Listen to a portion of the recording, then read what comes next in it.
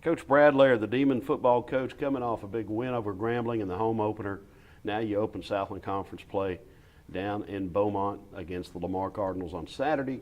Whole different perspective having a good win behind you, isn't it? No doubt. You know, it's great for the kids, great for Northwestern State, great for the community.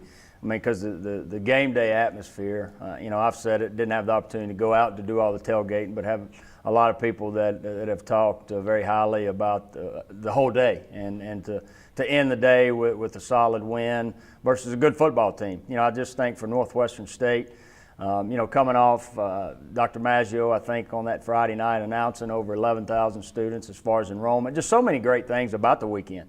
And to cap it off with the win, you know, our kids the young men that have worked so hard to get to the point from this that started back in January, and the ups and downs, the highs and lows that we've gone through together to get to this point, to be able at the end of the day after 4 quarters to be able to walk off that field victorious was great for those young men.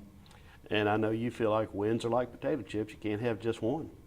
No, and the thing is, once you walk off, you know, your mindset's already to Lamar. You know, that's just the nature of the business. And you know, we went 1-0 last week, and we want to go 1-0 this week. You know, that's our goal, and we got to prepare to be successful. It does not happen just like last week. You know, we went through getting ready for Grambling, no different this week, getting ready for Lamar.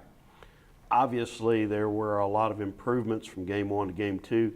The traditional thought process is that's where you make your biggest improvement. What areas stood out to you? Well, you know, to pinpoint one area would be tough. The execution is what, you know, we talked about so much against Texas A&M.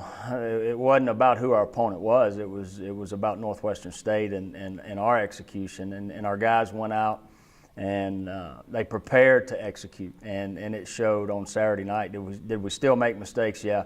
We wanted to be more physical up front, be able to run the football, and I think you saw that early on. You know, got them back on their heels a little bit, opened some things in the passing game because we were able to run the football and be physical up front, be physical at running back, and then also on the D-line. You know, we wanted to be physical there and win the line of scrimmage, but also start fast. You know, we talked about that on Tuesday during our team meeting. One of the last keys to victory was starting fast, and I don't think you can start any faster in all 3 phases. You know, offensively, you know, scoring 3 touchdowns back to back to back. Defensively, 2 of the 3 possessions getting sacks, and we talked about it last night to the team because that's, you know, not just a 3 and out, but you get a sack, just the momentum that cultivates amongst the whole team. You know, that carries over. You know, this is a game of emotions, and the emotions stayed high for 4 quarters. And so, you know, those couple of things really I looked at and saw a lot of improvement from week 1 to week 2. For your team, picking up the win, one area that was certainly markedly improved was the running game. Jared West had a very productive night. Talk about the running game and Jared's performance. Well, you know, had close to 100 yards. You know, but the thing, you know, we preach explosives. Coach Smiley preaches explosives. And one thing, I think we had 11 explosives offensively, and Jared West had 4 of those. You know, so, you know, kind of carrying over from what he did last year, what he did this spring, what he's capable of doing. And so to be able to get him going early, I think was key. And seeing the explosive plays that he has the ability to make. And he'll be the first to tell you that there's so many others that are involved to be able to make that happen. But to be able to get him going early, I think opened up a lot of other things for us offensively. Defensively, forcing 5 turnovers was huge. Managing to keep the Tigers out of the end zone all but one time, tremendous. You had 5 interceptions, including 1 by Ryan Reed.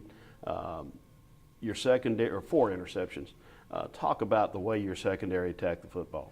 Well, you know, Coach Lucas, just like I talked about Coach Smiley, you know, wanting explosives. You know, Coach Lucas, I mean, since he stepped on this campus the first day, has talked about takeaways and preaches it in practices and grades it during practice. You know, just doesn't talk about it, but grades it. You know, so to have 6 in the first 2 games, 5 against Grambling, I think was the biggest difference. You know, the interceptions that we had, you know, Ryan's that led to a score right before half. It's 21-7 at that particular time.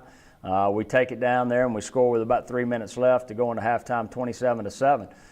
So again, the emotions that you get from turnovers. I think the biggest turnover coming out of the second half, you know, Grambling gets the football, they drive it down. At that time, it's 27-7, And they got it first and goal on the 10. They get a penalty. It's first and goal on the 15. Throw it in the end zone.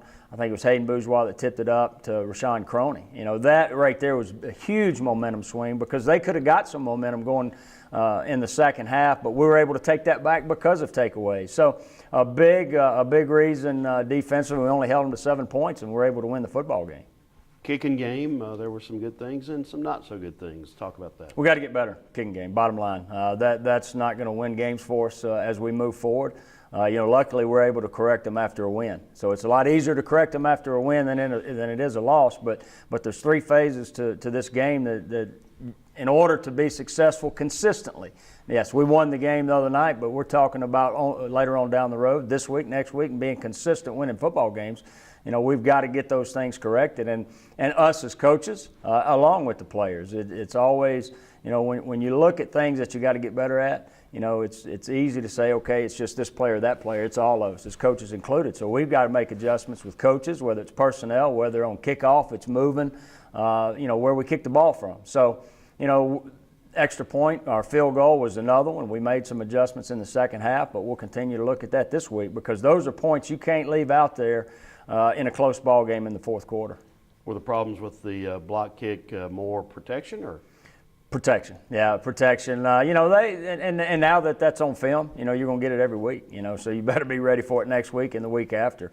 But like I said, we made a few adjustments there at halftime coming out the second half as far as personnel and what we were doing.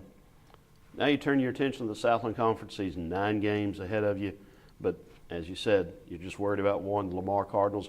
Very tough team to get a handle on just based on their caliber of opposition. Kentucky Christian, they slammed them in a home game and then obviously had a difficult time over in Lubbock this past weekend. What do you know about Lamar? Well, you go back to last year, close game, winning here 35-28. At that time, they had a transfer quarterback from SMU. I think that was his first or second start, so he's got a season under his belt. You look at him offensively with him at the helm, a lot of misdirection stuff, a lot of option stuff. So as far as what they present compared to what Grambling presented, as far as the option game's a little bit different. You look at them defensively, and the thing you notice out of the 11 starters, you got 8 that are 7 seniors, I think, and 2 juniors. So you got some upperclassmen that have a lot of experience. So anytime you have experience back, you feel good about yourself. So they're 1-1. You made a good point. They beat Kentucky Christian pretty good and then lost to Texas State pretty good. But what I do know is that it's the open of conference. It's their home opener as conference play. No different than for us. We're just on the road, and we understand the importance of each game in conference, and so they'll be ready just like we'll be ready. All right, tailgating, you talked about it. You have a little more knowledge than most football coaches about tailgating, having spent a couple of years out of coaching during your time. What's your favorite tailgating techniques? What do you get after with the food and festivities? Dips? Are you a dips guy? Are you a grill it guy, or what do you look for? Oh yeah, you like to. I'm one that likes to hang around and grill and do the cooking. Whatever meat you can throw on there, we'll throw on it. Okay, good to know. Any go-to dip or salsa or anything? No, I'm a meat guy. I'm a meat and grill guy. Okay, good to know. We'll try to be sure that you've got a place to go next home game. Sounds good. Thank you.